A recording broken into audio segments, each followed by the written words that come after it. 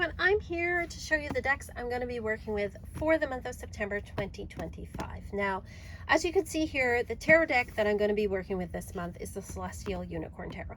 This is not necessarily a deck I would use for fall, but I got this last month and I'm just really excited to work with it. So even though I think this is probably more of a spring/summer deck, I'm going to work with it anyway. What the heck? So this is a very rainbow unicorn kind of deck. My inner child just loves this so much. If you saw me do the unboxing, again, disappointed in the cardstock from Llewellyn, but what do we do, right? Llewellyn's moved to these smaller boxes, which I don't necessarily mind. And they still have like great little guidebooks. It does not have the full giant thumbnails, but I'm okay with that. That's totally fine for me. It's the cardstock. The box is great. The book is great. I know I'm going to gripe about the cardstock, but it is just it's thin. It's thin. And also because it's matte, it doesn't have that, well, I guess there's a semi-gloss to this, which isn't terrible.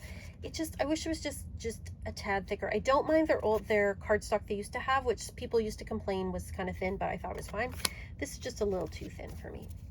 But anyway, let's get to our unicorns. Okay, so this is a very Rider-Waite-Smith magical unicorn deck. What can I say? We have our beautiful King of Pentacles here sitting by his throne. This deck, I mean, it depends. If you like unicorns and fantasy, you will probably like this deck. It's just a very pretty deck that really it delights my inner child here. We have a unicorn Pegasus here rising up in spirit. It's beautiful, right? For Judgment. It just makes my inner child happy. I love the world here with the 4 elements around. I think that's great. I think that's a really, really cool. We have the 2 cups here, the 2 unicorns together. And it's, like the wands are very fiery unicorns. The cups are very watery. Oh, the Hanged. That's pretty straightforward. I love the Fool with the rainbow here. Rainbow unicorn Pegasus. You can't get it wrong. The swords lying down here. It's a nice deck. Like it's a lovely little deck. So I thought I would work with it for the month of September. I mean, come on, I gotta love that, right? Very 80s here. Gen X girl, I love this. Well, let's see how it goes with the other decks I'm going to be working with. So first off, I have this deck, as you can see by the box. It is pretty old and bashed up, and this is usually my purse Lenormand, but I've moved to a smaller purse. I can't really fit it in.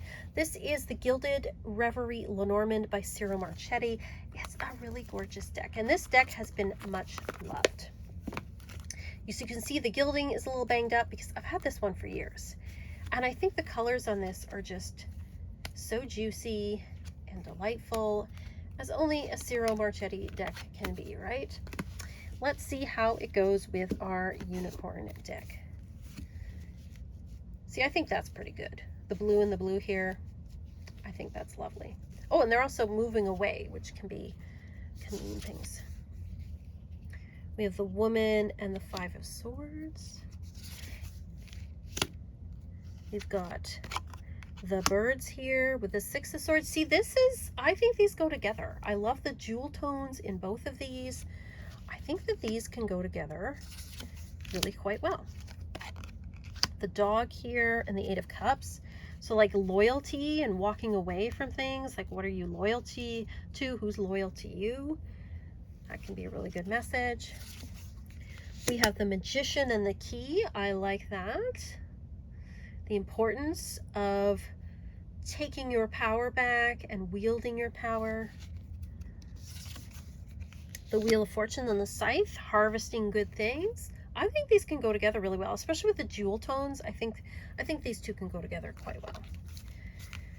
So that is going to be the Lenormand deck that I'm working with this month. It's a classic. I think it's one of my oldest Lenormand decks. I've had this forever. I use it all the time. It's a great little deck. All right. The next deck I'm going to be working with, again, is a deck that's newer. This is going to be like one of the Oracle decks I'm working with for the month. Does this go out farther? Yes. This is the Forest of Enchantment Oracle. Again, this is Llewellyn, although I have to say the cardstock in this one's better. So again, they've moved to these smaller boxes, which again, I'm totally fine with. You've got the nice ribbon here. The book, this one has full color. Really, really nice. It only has 36 cards. That's my complaint about this particular deck. But that card, they're so beautiful. They're just so, so gorgeous. Like, I don't know, it has all of the magical storybook from when I was a kid kind of energy to it.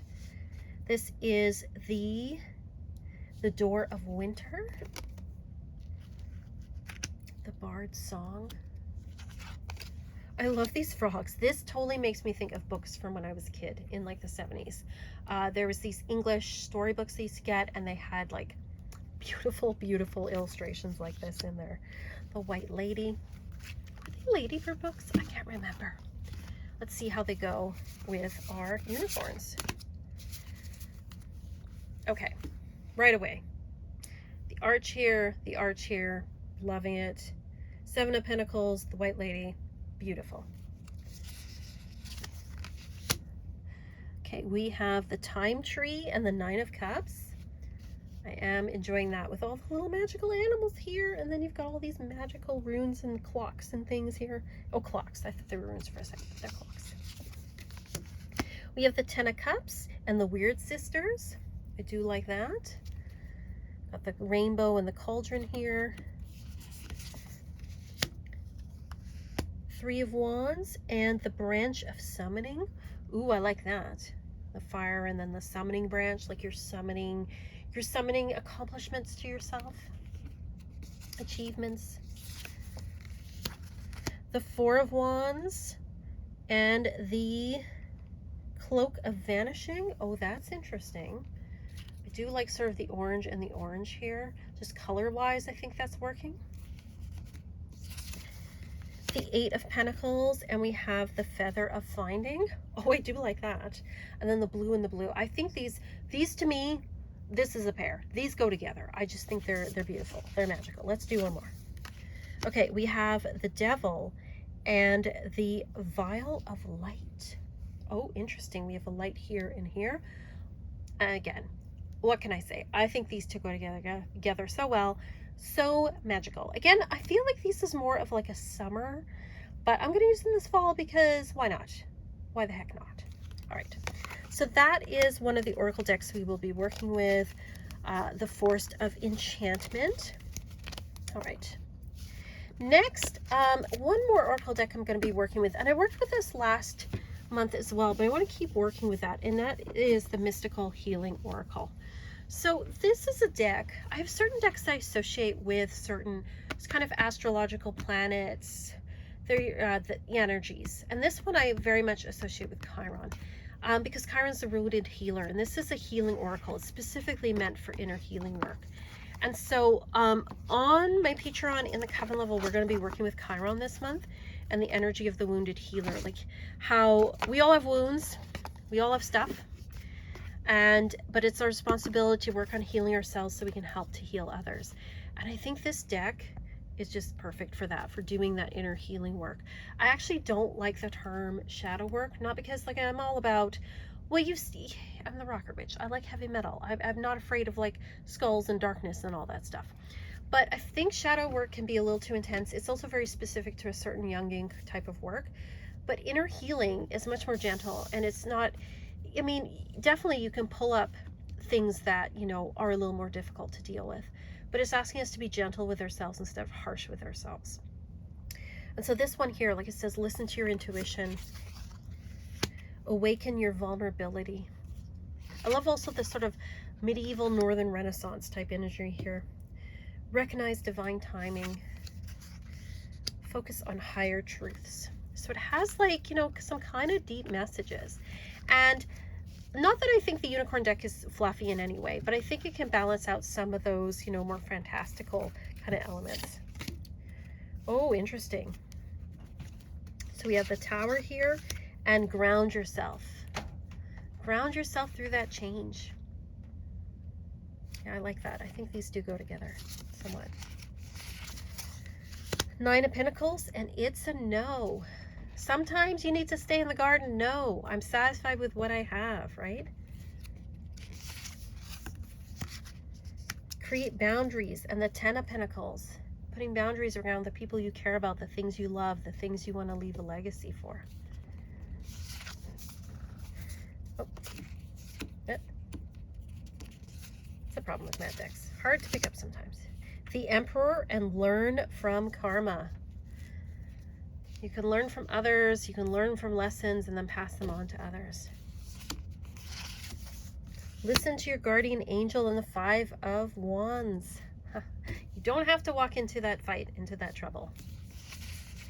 Let's do one more. We have Justice and Step into the Unknown. Oh, I love this kind of balance thing going on here. Make a decision, step into the unknown. So I think these cards will all go together really well, I think, this season. Let me know what your thoughts are. Are any of these cards on your list? What are you working with for the month of September? I would love to hear that. I'm going to be doing readings with these decks. If you want a reading from me, you can check out my Etsy shop for that. Also, I have subscriptions to monthly readings on my Patreon. You can check that out. Yeah, so these are the decks that you'll see if you get a reading from me, unless it's like a reading where I use specific decks for that reading. But let me know what your thoughts are. I would love to hear that, and I'd love to hear what you're working with for the month of September. And as always, I'm sending you peace and love.